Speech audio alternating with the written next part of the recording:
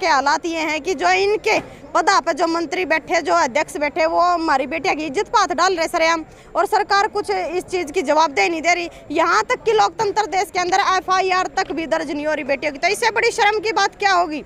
और रही बात भी आज तमाम उत्तर प्रदेश से भी, हरियाणा से भी काफ़ी खापे, यहाँ हजारों की संख्या में खापे आई हैं। अभी मीटिंग चल रही है, फैसला भविष्य के गर्भ में है कि आखिरकार पंचायत क्या बड़ा फैसला लेगी।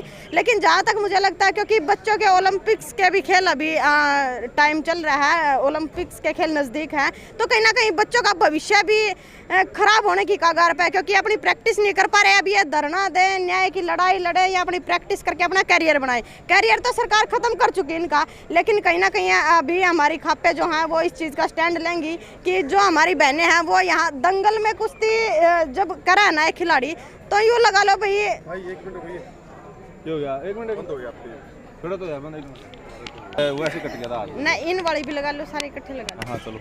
ऐसे मोदी है ना, कर्नाटक के अंदर आज भी बेटी बचाओ बेटी पढ़ाओ का नारा देने लग रहा है, क्योंकि इलेक्शन है। देखिए, बेटी बचाओ बेटी पढ़ाओ के ऐसे बेबुनियादी नारे देने का मैं कहूँगी कि कोई फायदा नहीं है। जो ग्राउंड पे जब बेटियों की इज्जत ना हो, और जो बेटियां खासकर देश का मान सम्मान बढ़ाने का काम कर रही है, विश्व स्तर पर हमारे तिरंगे का सम्मान कर रही है, जो उन बेटियों की इस देश के अंदर ऐसी दुर्गति है, ऐसे दुर हालात है, तो मुझे नहीं लगता, मैं कहना चाहूँगी कि प्रधानमंत्री जी को शर्म आनी चाहिए, क्योंकि 15 दिन से उनके आवास के 15 गज दूरी पर, 50 गज दूरी पर यहाँ हमारी बहनें बैठी हैं। और मतलब प्रधानमंत्री जी खुद अपने मुंह से ये कह रहे विनेश फोगाट को कि भाई तू मेरी बेटी है, खाने तक पे उनको बुलाया जा रहा है। तो मतलब आज क्या वो प्रधानमंत्री जी की बेटी नहीं है क्या, जो किसी की बेटी नहीं है क्या, जो न्याय की गुहार लगा रहे हैं यहाँ बैठकर। भाई एक लड़की की इज्जत ना सबसे बड़ी लड़की के लिए अपनी इज्जत हुआ है, लेकिन कोई भी ऐसी लड़की नहीं होगी, क्योंकि सरकार के मंत्री बड़े बड़े दावे कर रहे हैं कि भाई ये चेहरा चमका रहे, ये ऑलरेडी अपनी मेहनत करके ना अपना चेहरा चमका चुके हैं। कोई बेटी ऐसी नहीं है कि वो अपनी इज्जत रोड पे आके नीलाम करके तब अपना चेहरा चमकाएगी।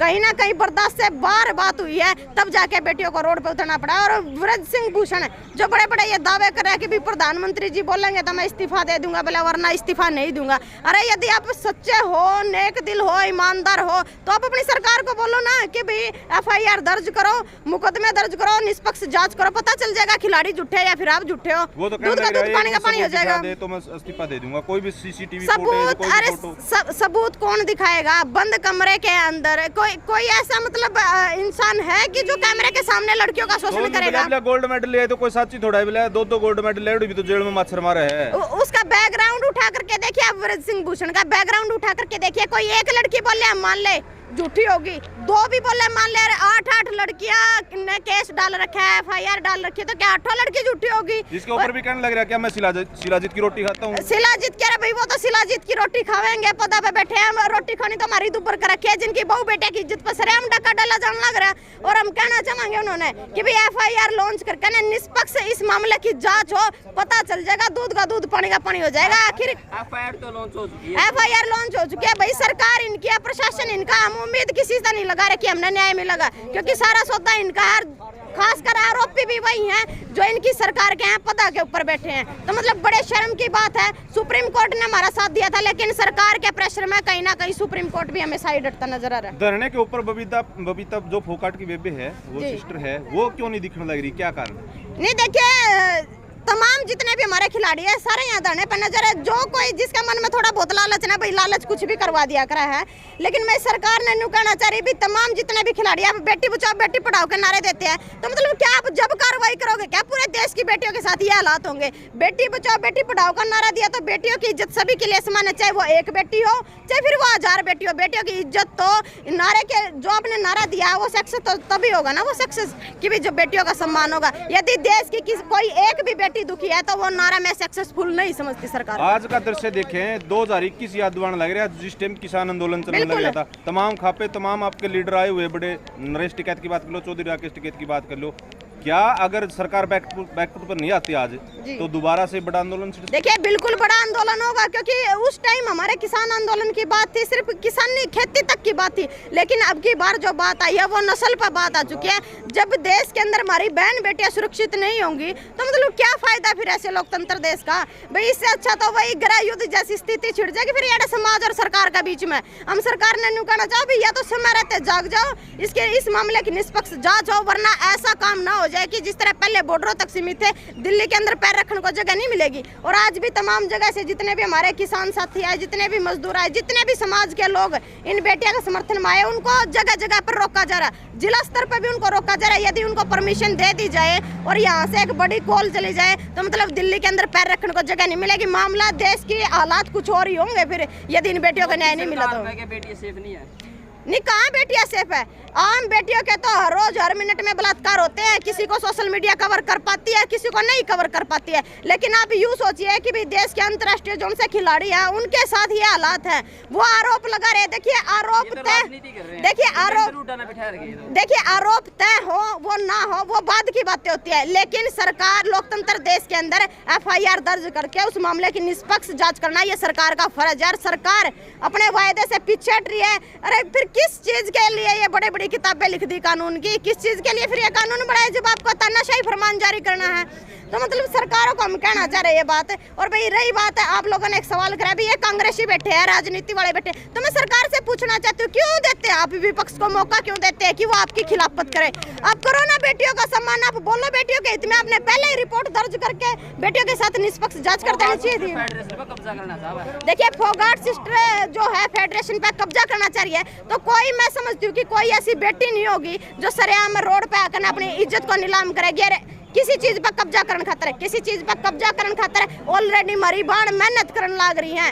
क्योंकि इस देश के अंदर मैं कहना चाहूंगी कि सरकार यदि ये कह रही ना भी ये चेहरे चमका रहे, तो मैं कहना चाहूंगी कि किसी भी मंत्री, MLA, सांसद की यदि कोई बाण बेटी है तो उस पर रोड पे लेकर के ऐसी प्रतिक्रिया दिलवाइए, हम मान जाएंगे कि बाण बेटी चेहरे चमकाने के लिए किस हद तक PT उषा आई थी, एक बड़ी खिलाड़ी है जो कोच भी रही है और जो बड़ी एक रेसलर रही है, अभी तक चुप्पी नहीं तोड़ी। उसने मीडिया का सामना करा, मीडिया पीछे पीछे भाग रही थी, एक भी शब्द नहीं बोला। क्या कारण? देखिए ये लोग चुप्पी नहीं तोड़ेंगे क्योंकि चंद लोगों को जो अंदर में लालच है ना, जो मनसा, वो कुछ भी करवा सकती है। और PT उषा को तो मैं कहना चाहूंगी, उसका तो हमारी बहन का फर्ज बना था कि भाई वो खिलाड़ियों के समर्थन में बोल रहे, क्योंकि वो खुद एक खिलाड़ी है, तो उनका फर्ज बनता था कि वो अपनी बहनों के साथ आकर के बैठे। लेकिन कहीं ना कहीं सरकार की दलाली करते हुए उन्होंने भी ऐसी प्रतिक्रियाएं दी कि भाई ये अनुशासनहीन कर रहे हैं। तो मतलब लोकतंत्र देश के अंदर यदि हम अपनी आवाज हमारी कहीं सुनाई सरकार को नहीं दे रही, तो क्या हम धरना प्रदर्शन भी नहीं कर सकते? को बचा रही है, बिल्कुल बचा रही है, सरासरी। अरे पोस्को एक्ट लगने के बाद भी तो जिस आदमी की तुरंत प्रभाव से गिरफ्तारी हो जानी चाहिए थी, तो मतलब समझो कि कितनी बड़ी पावर उसके पीछे है। मतलब किसका हाथ उसके पीछे? बचाएंगे क्योंकि सरकार इनकी है, प्रशासन इनका है, जिन पे आरोप तय हुए हैं वो इनके हैं। सरकार की भी तो मट्टी पलीत होगी ना यदि ब्रजभूषण जी को की गिरफ्तारी होगी, मामले, आरोप जो है सारे आरोप फिर उनके ऊपर तय होंगे, तो सरकार की भी मट्टी पलीत होगी। क्योंकि 40 सांसद ऑलरेडी बलात्कारी बैठे हैं और जो खिलाड़ी हैं, जो हरियाणा के अंदर आप देख लीजिए, एक जूनियर कोच है, शिक्षा डागर जो है, खेल मंत्री के ऊपर आरोप लगा रही है और वो सरेआम यूं कह रहे भी मैं नहीं करवाऊंगा नार्को टेस्ट। तो बड़े शर्म की बात है। यदि ये दूध के धुले हैं, यदि ये सच्चे हैं, तो अपना नार्को टेस्ट करवाइए। हमारे खिलाड़ी भी करवाए, ये भी करवाए, पता चल जाएगा किसमें कितना दम है। ब्रजभूषण ने फिर आरोप लगाया कि दीपेंद्र हुड्डा के अखाड़े से आए हुए सभी खिलाड़ी और एक ही जाति के हैं। अरे दीपेंद्र हुड्डा के अखाड़े से आए हुए हो या फिर किसी और अखाड़े से आए हुए हैं, आखिर है तो देश की बेटियां ना।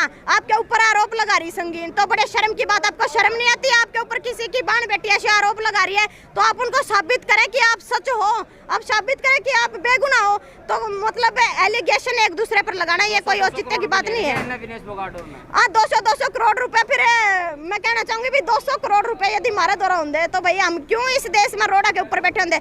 आम जनता अपने घर के अंदर बैठी होती यदि ऐसी ही फंडिंग विपक्ष आम जनता के लिए देता। हम तो आम गरीब किसान मजदूर के बालक हैं। अरे सरकार ने एक बात और कहना चाहूंगी कि आप इतिहास उठा करके देख लीजिए, जो दंगल के अंदर कुश्ती करे ना, वो सिर्फ हमारे किसान मजदूरों के बालक करे, किसी MP MLA सांसद का बेटा नहीं पाओगा जो दंगल के अंदर कुश्ती लड़ता हो।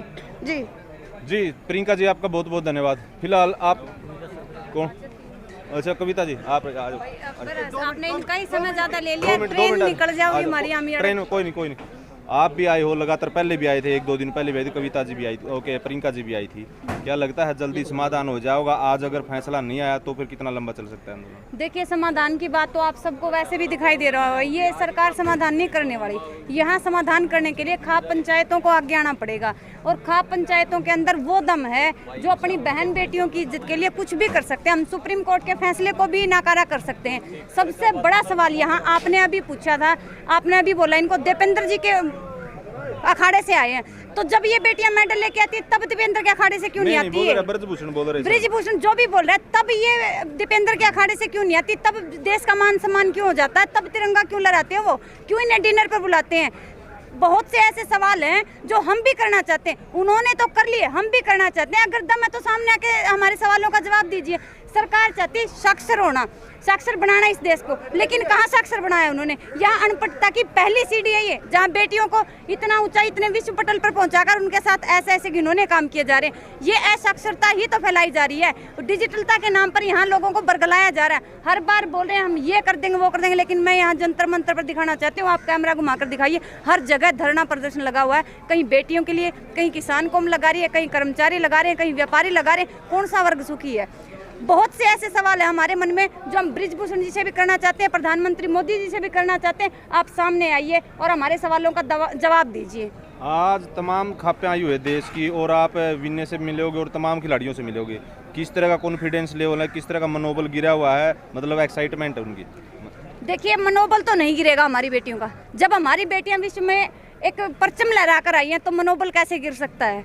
मनोबल नहीं गिरा हुआ, लेकिन जो उनके साथ हुआ वो गलत है। हमारे समाज में उस चीज़ को मतलब बड़ी पाप की दृष्टि से देखा जाता है।